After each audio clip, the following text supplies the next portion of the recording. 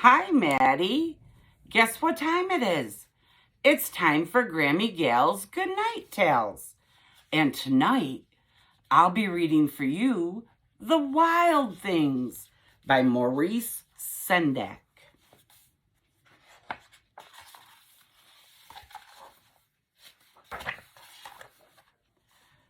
The night Max wore his wolf suit and made mischief of one kind and another, his mother called him Wild Thing. And Max said, "I'll eat you up." So he was sent to bed without eating anything. That very night in Max's room, a forest grew. And grew.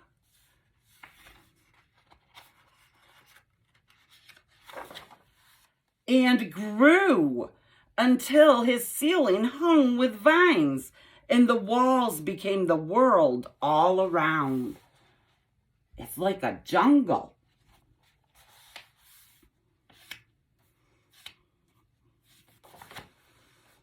And an ocean tumbled by with a private boat just for Max. And he sailed off through night and day. And in and out of weeks, and almost over a year, to where the wild things are. And when he came to the place where the wild things are, they roared their terrible roars. Roar, roar. They gnashed their terrible teeth. And they rolled their terrible eyes. And they showed their terrible claws. Till Max said, "Be still," and tamed them with the magic trick of staring into their yellow eyes without blinking once. And they were frightened and called him the most wild thing of all.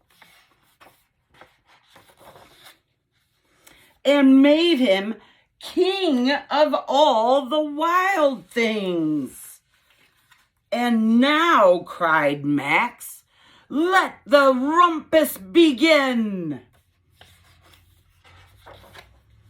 And they stomped and they snarled and they growled and they roared.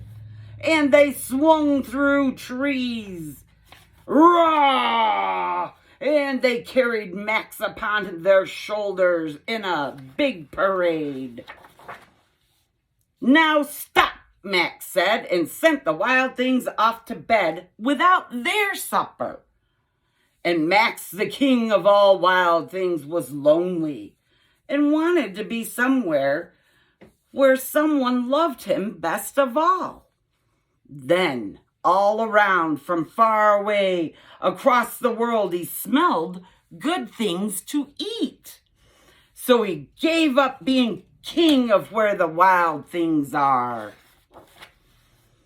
But the wild things cried, "Oh, please don't go. We'll eat you up. We love you so."